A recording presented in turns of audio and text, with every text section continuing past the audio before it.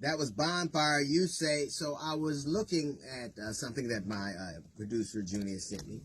And scientists had recreated and gone back and found the skull and recreated the original man that they believed to be Adam. And lo and behold, Adam looked a lot like 50 Cent. Who knew that Adam looked like the dude who gave us In the Club? The point is that the original man, and that's if you believe in the Bible, Adam was the original man, he looked like me. Now, because Europeans have basically hijacked, the depictions of people in the Bible, we have what we have right now. There's a book called Guns, Germs, and Steel. It's written by a cat named Jared Diamond, and he talks about how Europeans were able to dominate. And they were able to dominate, he surmises, because of guns, germs, and steel. So they had guns that no one else has seen. They had domesticated animals. They had germs that people died from. And they had steel. They had the ability to make that. But they also did something else that the book doesn't talk about. That kind of is what was going on with this when I talked about you about the original depiction. They co-opted Jesus. They co-opted God. What they did was they made God in their image. And so imagine if you were somewhere, somebody showed up on a ship, everybody started dying, they had weapons you'd never seen before, animals you'd never seen before, and they said they were God. What would you believe? The whole notion of white supremacy is based on the fact that on the European depictions of people in the Bible, and they look like Europeans, so obviously God looks like us. What does it say about a people who have had to make God in their image? And what would it say about people if you knew how he looked?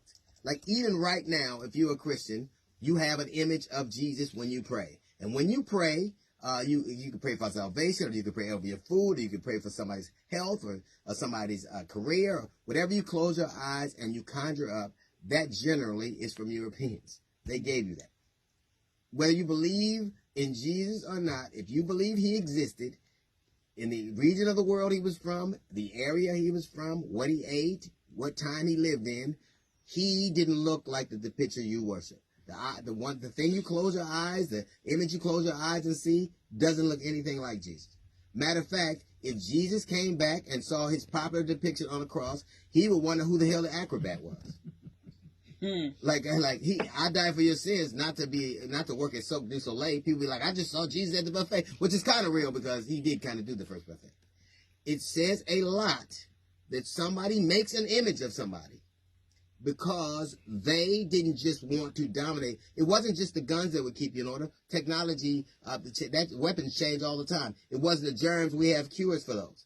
It wasn't just the raw materials. Things change. Like I said, what hasn't changed is the idea that God looks like them. God looks like, that's the whole notion of white supremacy. And it's interesting that white supremacists always and often quote the Bible when there was not one white guy in the Bible. What would it say if all of a sudden you knew how he looked? The guy that you worship, what if he looked more like me than Brad Pitt from Legends of the Fall? What if he looked more like the people that you have enslaved and persecuted? What would it say? What does it say about a people that had to make God in their image so they could worship him? Isn't it something how if you look through history, they have always claimed that they love God but act differently than the virtues he extols? It's like that, think like a man, act like a woman. Well, talk like a Christian but act like a white man. You cannot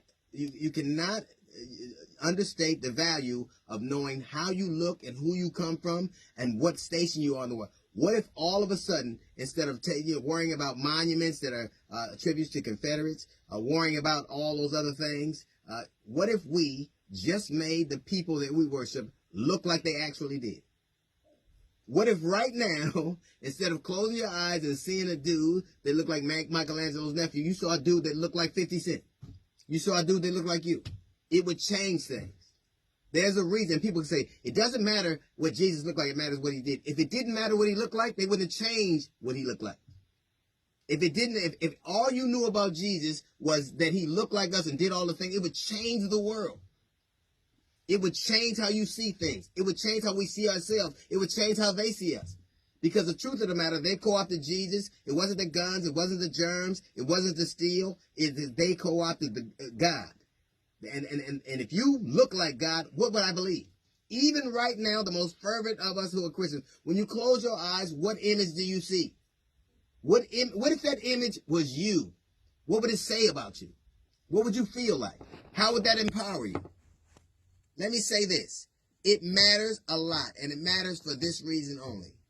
Because what if who you looked up to looked like who you looked down on? That's a little note from the GED section. We got a jazz report coming up in 15 minutes. It's the D.L. Hughley Show.